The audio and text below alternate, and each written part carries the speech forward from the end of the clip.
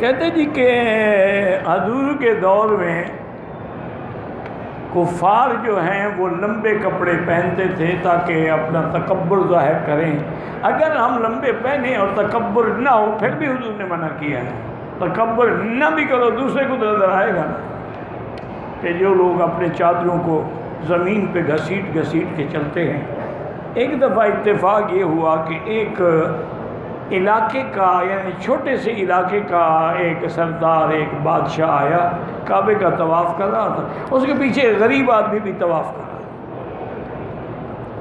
اب اس نے جو جبے کبے پہنے ہوئے تھے نا, جو وہ زمین پہ لٹک رہے تھے, اتفاق سے غلطی سے اس غریب کا اس کے کپڑے پہ پاؤں آ گیا. پاؤں آئے تو اس کو کھچ لگی. اس نے دیکھا کہ یہ کون ہے, تھپڑ مارا اس کے منہ پہ.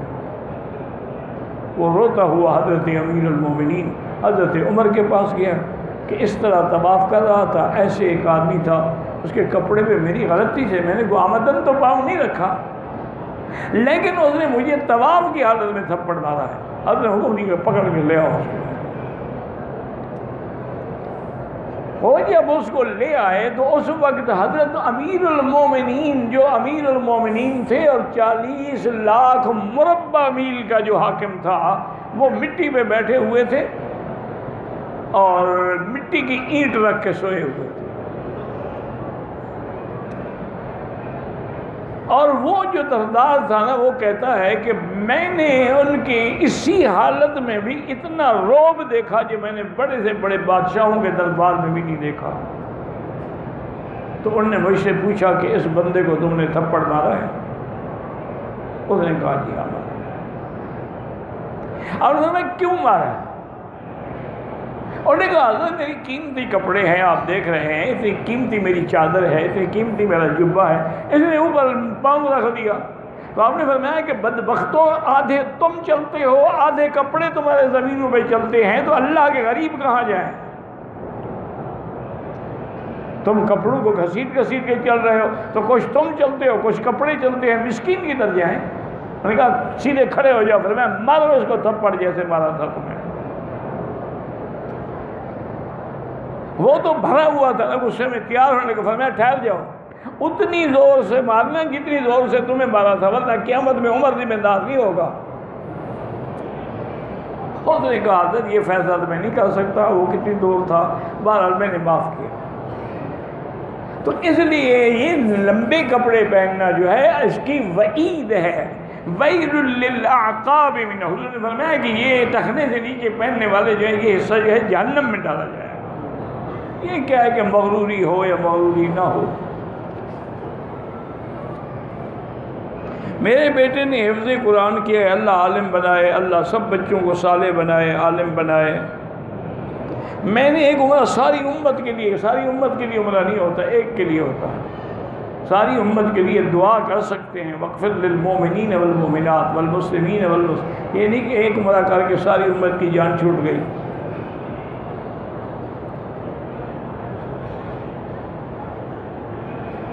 خانہ کعبہ کے باہر ایک ڈی نما جگہ ہے, مجھے نہیں پتا ڈی کیا ہوتا ہے اور ای کیا ہوتا ہے. میری تنخواہ تو ہے لیکن بچت نہیں ہوتی. بچت تب ہوگی جب قناعت کرو گے, جب فضول خرچی سے باز آ جاؤ گے اور استغفار بھی پڑھا کرو. ہم پاکستان میں نماز عصر یا ظہر امام شافعی کے مسلک پہ ادا کر سکتے ہیں؟ نہیں کر سکتے, کیونکہ آپ کے ملک میں, آپ کے علاقے میں فقہ ہے ہی حنفی, وہاں شافعی مسلک ہے ہی نہیں. لہذا وہیں اسی فقہ پہ عمل ہوگا جس فقہ کا اس علاقے میں رواج ہے, اس فقہ کو پڑھایا جاتا ہے, اس فقہ کے علماء ہیں. ہم قرآن خوانی کروا کے سارے مسلمانوں کے سارے ثواب کریں, بالکل غلط ہے, بدعت ہے. تمہیں شوق ہے قرآن خود پڑھو, پھر اللہ سے دعا مانگو. میں نے ایک عمرہ اپنی والدہ کے لیے کیا جو ہے وہ ٹھیک ہے, طواف بھی کر سکتے ہیں, عمرہ بھی کر سکتے ہیں. والدہ کے لیے اس کے اتنے بڑے حقوق ہیں کہ جو چاہو کرو.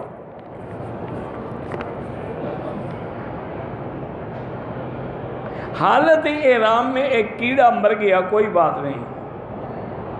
کل ہم مدینہ سے مکے آئے، بچی کو حیض آ گئے، اب ہم نے 3 دن کے بعد واپس پاکستان جانا ہے، وہ حالت احرام میں ہے، تو اپنی ٹکٹ بڑھا لیں، 100 ریال دے دیں اور سیٹ آگے کروا دیں، کیونکہ جب تک وہ پاک نہ ہو عمرہ نہیں کر سکتے۔ اور اگر اسی حالت میں عمرہ چھوڑ کے چلی گئی تو پھر عمرہ کے لیے قضا کرنی پڑے گی، دم بھی دینی پڑے گی، پھر پاکستان سے آؤ گے عمرہ قضا کرنا۔ اس لیے بہتر ہے ٹکٹ آگے کرا لو، 5-7 دن کوئی فرق نہیں پڑتا۔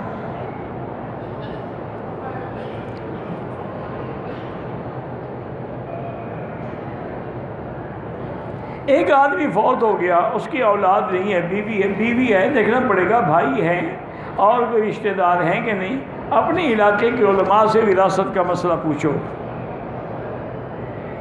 ہر قبر میں حضور پاک تشریف نہیں لے آتے، یہ جاہل لوگوں نے بنایا ہوا ہے۔ لیکن اگر ہر قبر میں حضور آتے ہیں تو کیا گنگا رام کی قبر میں بھی آتے ہیں؟ کوئی سکھ مر جائے، ہندو مر جائے، یہودی مر جائے، اس کی قبر میں بھی حضور آتے ہیں، اور جہاں حضور آ جائے وہاں عذاب ہوتا ہے۔ وہ تو اللہ نے فرمایا میرا مدنی مکے والوں پہ میں کیسے عذاب کروں، آپ جو یہاں رہتے ہیں، وَمَا كَانَ اللَّهُ لِيُعَذِّبَهُمْ وَأَنْتَ فِيهِمْ، آپ موجود ہیں، میں کیسے عذاب بھیجوں، آپ جب باہر جائیں گے نا میں ان کو ٹھیک کر دوں گا۔ یہ جاہلوں کا عقیدہ ہے کہ حضور ہر قبر میں آتے ہیں۔ بعض کہتے ہیں آتے تو نہیں ہیں لیکن قبر تک پردے ہٹا دیے جاتے ہیں، یہ بھی جھوٹ ہے۔ صرف سوال ہوتا ہے من ربک ما دینک ما تقول فی حق هذا الرجل الذی بعث فیکم، اس بندے کے بارے میں تمہارا کیا عقیدہ ہے جو نبی بنا کے بھیجا گیا۔ یہ تھوڑا ہے کہ حضور سامنے آئے، اچھا پھر تم پہچانتے ہو کہ مردہ پہچان لے گا؟ یعنی ایسی باتیں کرتے ہیں کہ جن کو نہ عقل قبول کرتا ہے نہ نقل قبول کرتا ہے۔ والدین جو فوت ہو ان کے لیے عمرہ کر سکتے ہیں، عمرہ بھی کریں، طواف بھی کریں، لیکن طواف زیادہ افضل ہے۔ ٹی وی میں قرآن سنا، موبائل میں قرآن کی تلاوت کرنا جائز ہے، بالکل جائز ہے، وہ بھی گویا کہ قرآن ہے لکھا ہوا، اب وہ کاغذ پہ لکھا ہوا ہو یا گتے پہ ہو یا پہاڑ پہ ہو یا پتھر پہ ہو۔ مسجد عائشہ میں عمرہ ہاں ہو سکتا ہے، عمرے میں ہر چپل استعمال کر سکتے ہیں، ہاں جی بالکل کر سکتے ہیں، لیکن افضل یہ ہوتا ہے کہ وہ جوتا پہنا جائے حنفی مسلک میں کہ پاؤں کی اوپر والی ہڈی بھی ظاہر ہو اور ٹخنے بھی ظاہر۔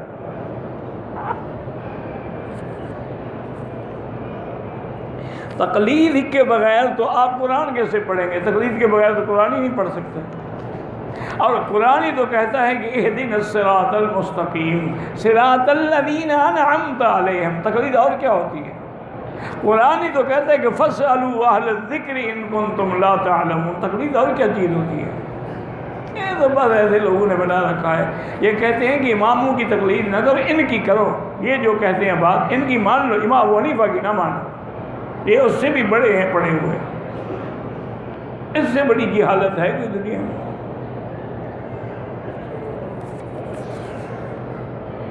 نماز جنازہ میں فاتحہ نہیں ہوتی حنفی مسلک میں، شافعی کے نزدیک ہے۔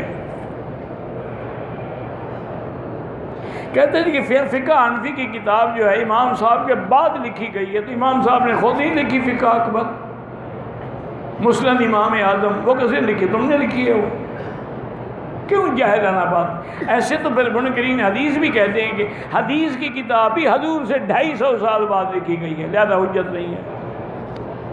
یہ کیا بات ہے؟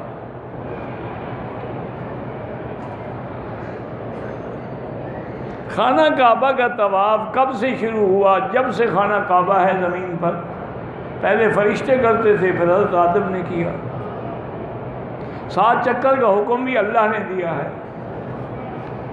آدم علیہ السلام نے جب طواف کیا تو اس کو طواف کس نے سکھایا؟ اللہ نے سکھایا۔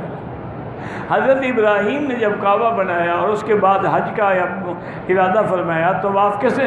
ربنا ارنا مناسکنا، ہمیں بتلائیں گے مناسک کیسے ہم ادا کریں، سب اللہ نے فرمایا۔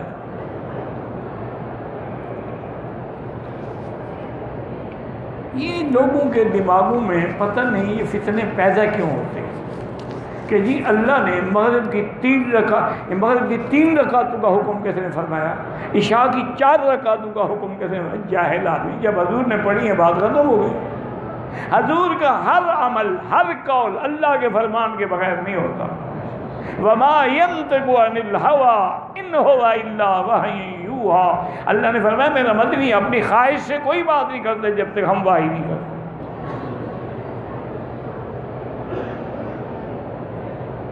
میرا کعبے میں 5 دن قیام ہے، جناب مسجد ایسا سے عمرہ کیا، مزید عمرہ کرنا چاہتا ہوں، کر سکتے ہیں، لیکن افضل یہ ہے کہ طواف زیادہ کریں۔ لیکن اگر طائف جو ہے تو وہ میقات ہے، وہاں سے بغیر احرام کے آ ہی نہیں سکتے۔ طواف کرتے ہوئے استلام کتنے ہوتے ہیں؟ 8 ہوتے ہیں، اور کتنے ہوتے ہیں؟ ہم عمرے کے آئے ہیں، 9 دن مکے میں ہیں، سنتوں کے ساتھ نماز جو ہے وہ قصر ہے، باقی سنتیں پڑھو تو پڑھو، ثواب ہے ورنہ معاف ہے۔ بندے نے منت مانگی تھی کہ اگر میرا بیٹا ہوا تو 2 تولے سونا داتا دربار پہ خیرات کروں گا، تو یہ شرک ہے۔ اب داتا دربار پہ خیرات نہ کرو، وہ 2 تولے سونا کسی مدرسے کو دے دو، دین کے مدرسے میں جا کے داخل کر دو جہاں دین پڑھایا جاتا ہو۔ داتا دربار پہ کیا ہوگا؟ وہاں تو بیٹھے ہوئے ہیں مجاور کھانے کے لیے، ماشاءاللہ۔ آپ کو شاید پتہ نہ ہو، ایک دفعہ اللہ معاف کرے حضرت علی حجویری رحمۃ اللہ علیہ کی مزار پہ کوئی پولیس افسر مضبوط آ گیا، اسے چھاپا مارا تو نیچے سے منشیات، چرس، کوکین، حفیم اور غیر عورتیں پکڑی گئی، وہ جو مجاور استعمال فرماتے تھے یا بیچتے تھے۔ اور دوسری بات ہے کہ یہ بھی یاد، حضرت علی حجویری کی یہاں قبر ہی نہیں ہے، ایسے اللہ نے ان کو تو محفوظ رکھا ہے، تم خام خواہ ٹکرے مار رہے ہو۔ یہاں قبر نہیں ہے، حضرت علی حجویری کی قبر ہے جو آپ کے ہاں باغ ہے نا شالیمار، اس کی دیوار کے نیچے، یہاں بیٹھ کے حضرت عبادت کرتے تھے، یہاں قبر نہیں ہے آپ کی۔ اللہ نے ان کی قبر کو محفوظ رکھا، انہوں نے ساری زندگی توحید بیان کی ہے، تو اللہ نے ان کے مرنے کے بعد بھی ان کی قبر کو شرک سے محفوظ رکھا۔ اور ٹکرے مارتے رہے، وہاں حضرت کی قبر ہی نہیں ہے، جو مرضی ہے۔ یہ تو سونے کے دروازے لگائے ہوئے ہیں کہ کعبے کا دروازہ ہے، تو پھر داتا کا بھی، داتا تو اللہ کو کہتے ہیں، کسی بندے کو داتا کہنا تو شرک ہے۔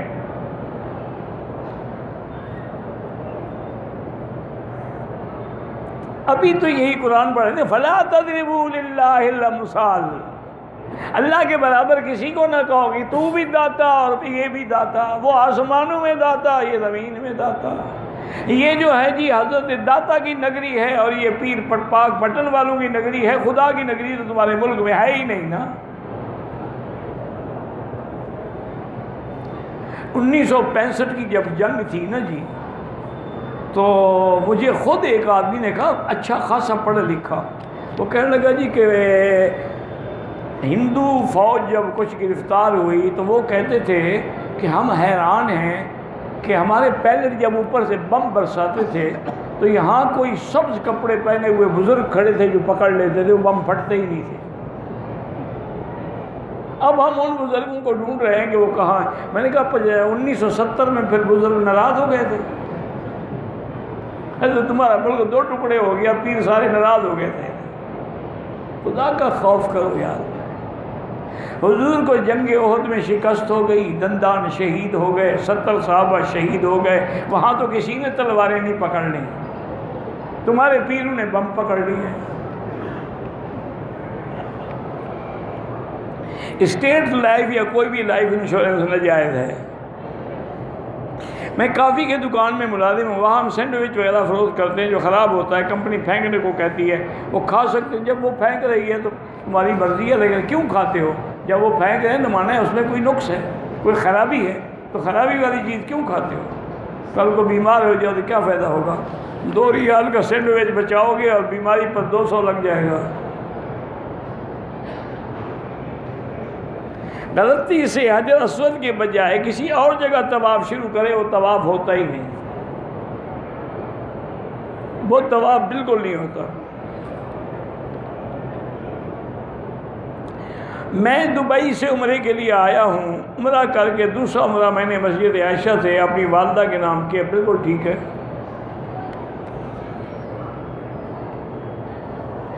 میں فرضی غسل میں غرارہ بھی نہیں کیا، ناک میں پانی بھی نہیں، تو غسل ہوا ہی نہیں۔ یہ اچھا غسل ہے؟ ایسے اوپر سے پانی ڈال دیا، جیسے آج کل فیشنیبل عورتیں کرتی ہیں، وہ اپنے بالوں پر ایک پلاسٹک کور چڑھا لیتی ہیں، باقی بدن پہ پانی ڈال کے غسل ہو گیا۔ انا للہ و انا الیہ راجعون۔ جب میں نے غسل سے فارغ ہو کے بیٹھا، پھر میں نے غرارہ کیا، پھر غرارے کا کیا فائدہ تھا؟ کہتے ہیں کہ آپ نے حضرت مولانا سلیم اللہ خان رحمۃ اللہ علیہ، یہ بہت بڑے عالم تھے، بہت بڑے محدث تھے، ساری زندگی جن کی حدیث پڑھاتے ہوئے گزری۔ اب تو ان کی شرح بخاری بھی الحمدللہ چھپ چکی ہے، اور کراچی میں جامعہ فاروقیہ ان کا لگایا ہوا پودا ہے جو اب ان کے بیٹے چلا رہے ہیں۔ ہاں، انہوں نے مجھ سے سند حدیث کی اجازت مانگی تھی۔ میں نے تو ان سے عرض کیا تھا کہ حضرت میں تو آپ کے شاگردوں سے بھی چھوٹا ہوں، اور شاگردوں کا شاگرد بھی شاید نہ ہوں۔ انہوں نے کہا یہ بات نہیں ہے، آپ کے والد کی طرف سے آپ کے پاس جو حضرت عبدالحی قطانی کی سند ہے وہ کسی عالم کے پاس نہیں ہے، میں وہ سند آپ سے لینا چاہتا ہوں۔ پھر میں نے ان کے حکم کی تعمیل کی، ان کو سند دی۔ صرف 13 واسطے بنتے ہیں اس سند کے اعتبار سے۔ آپ کی تفسیر میری جو ہے تفسیر مکی کے نام سے اس وقت تک 6 جلد چھپ چکی ہے، 7واں جلد پریس میں ہے۔ دعا کریں اللہ پورا کر دیں۔ میں نے 1 مہینے کی محنت سے رزلٹ نکالا ہے کہ 93 کروڑ حنفی ہیں، 7 کروڑ بریلوی ہیں، 40 کروڑ شافی ہیں، 40 کروڑ مالکی ہیں، 4 کروڑ حنبلی ہیں۔ یہ سب آپ کا فرضی اتنے تو کل مسلمان ہی نہیں ہیں دنیا میں، جتنے آپ نے جمع، ان کو جمع کرو نا، اتنے مسلمان بھی نہیں بنتے۔ کہتے ہیں کچھ ہمارے ملک میں حدیث ہے، وہ کہتے ہیں کہ مکے مدینے میں کوئی تقلید نہیں، فقہ حنبلی پر یہاں فیصلے ہوتے ہیں، تقلید کیسے نہیں کرتے؟ یہاں عدالتیں ہیں، قاضی ہیں، محکمے ہیں، تو وہاں فقہ حنبلی پہ عمل ہوتا ہے۔ میں محمد طاہر آپ سے محبت کرتا ہوں، آپ کے لیے دعا کرتا ہوں، احبک اللہ کما احببتنا، اللہ پاک آپ کو جزائے خیر دے۔ کچھ لوگ کہتے ہیں کہ مسجد نمرہ کے اندر ایک جگہ ہے، اگر اس میں آدمی بیٹھا رہے تو قیام عرفات، یہ بالکل ٹھیک کہتے ہیں، کیونکہ آدھی مسجد جو ہے وہ عرفات کی حد سے باہر ہے، اور آدھی جو ہے وہ عرفات کی حد میں ہے۔ اگر آپ اس حصے میں بیٹھے رہے جو خارج حد حج تو نہیں ہوگا، لازماً آپ کو عرفات کی حد میں بیٹھ، وہاں باقاعدہ بورڈ لگے ہوئے ہیں کہ بھی یہ حصہ خارج ہے، یہ حصہ عرفات میں ہے۔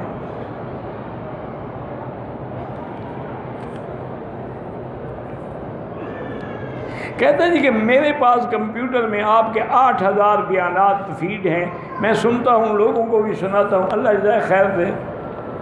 کچھ لوگ یزید کو گالیاں دیتے ہیں، کچھ رحمت اللہ علیہ کو، تم کچھ بھی نہ ہو کہو، خاموش رہو۔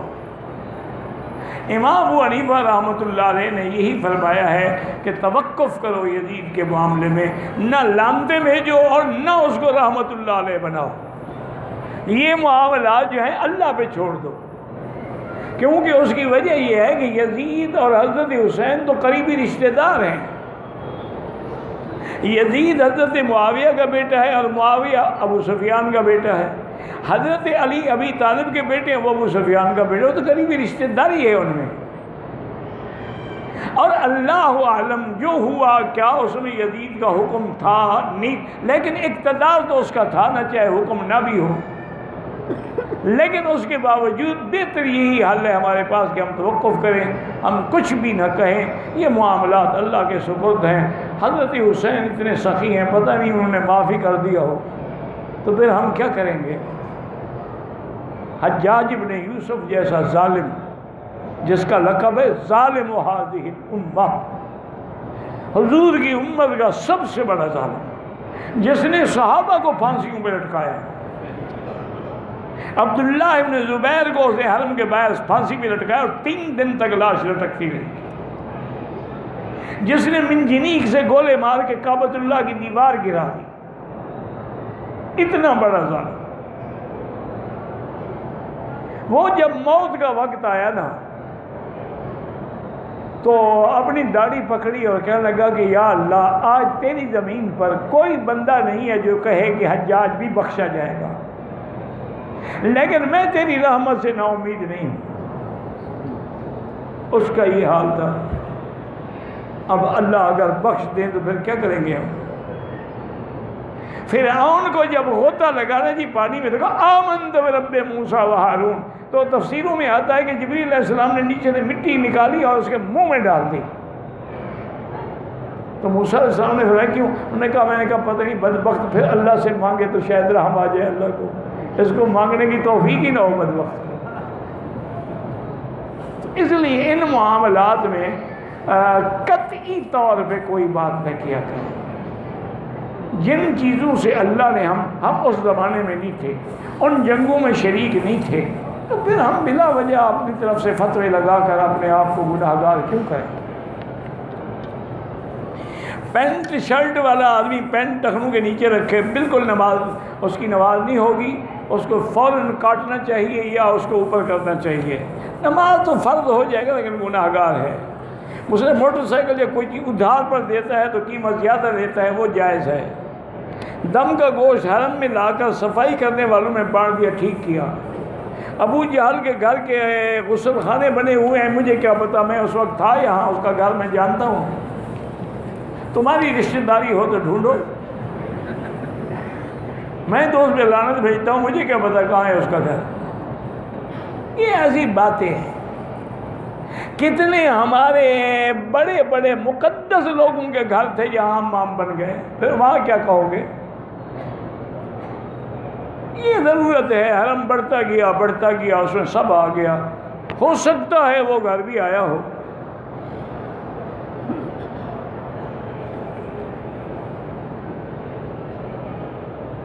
اگر حنفی مسلک میں امام کے پیچھے ہم نماز پڑھیں، بالکل رکوع میں تسبیح بھی پڑھیں گے، سجدے میں بھی پڑھیں گے، تشہد بھی پڑھیں گے. عمرے سے واپسی پر ٹوپی، تسبیح اور کھجور لے کر جا سکتے ہیں؟ ہاں لے جا سکتے ہیں. یہاں جو دسترخوان لگاتے ہیں وہ تو روزے والوں کے لیے لگاتے ہیں، لیکن اکثر ہمارے بے روزگار کھا جاتے ہیں. وہ تو لگاتے ہیں کہ بھی سوموار کا دن ہے، آج روزہ سنت ہے، لوگوں نے روزہ رکھا ہوگا، لیکن ہمارے لوگ الحمدللہ روزہ بھی نہیں رکھتے، اور روزے کے رکھنے والوں سے بھی پہلے صفا ہو جاتا ہے دسترخوان.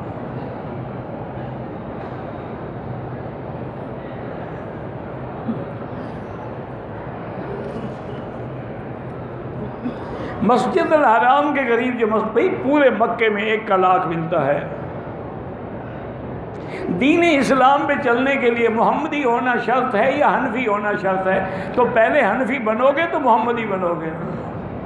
جب تمہیں فقہ کا مسئلہ ہی نہیں آئے گا تو محمدی کیسے بنو گے؟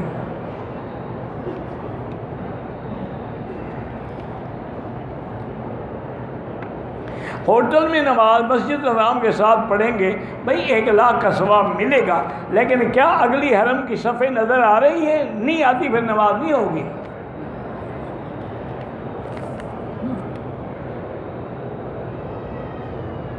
جو لوگ پہلے صف میں بیٹھے ہیں، جو بعد میں آئے ان کو اٹھانا جائز، بالکل جائز ہے.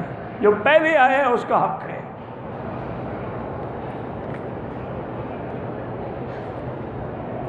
دس سال کے بچے نے ماں باپ کے ساتھ عمرے کی نیت سے احرام باندھا، طبیعت کی خرابی کی وجہ سے عمرہ نہیں کہا، کوئی دم شم نہیں، وہ بالغ ہی نہیں ہوا تو اس پہ احکام نہیں مرتب ہوتے. زندہ لوگوں کے لیے دعا کرو، عمرے نہ کرو، دعا کرو کہ اللہ ان کو نصیب کرے. احرام کی حالت میں اگر فرض نماز کوئی نماز بھی پڑھے سر ننگا ہوگا، وہ تو احرام ہے نا. ایک دفعہ سورۃ یاسین پڑھ کے تمام مسلمانوں کو بھائی ان کے لیے دعا کرو، اللہم اغفر لجمیع المسلمین والمسلمات والمؤمنین والمؤمنات الاحیاء منہم والاموات.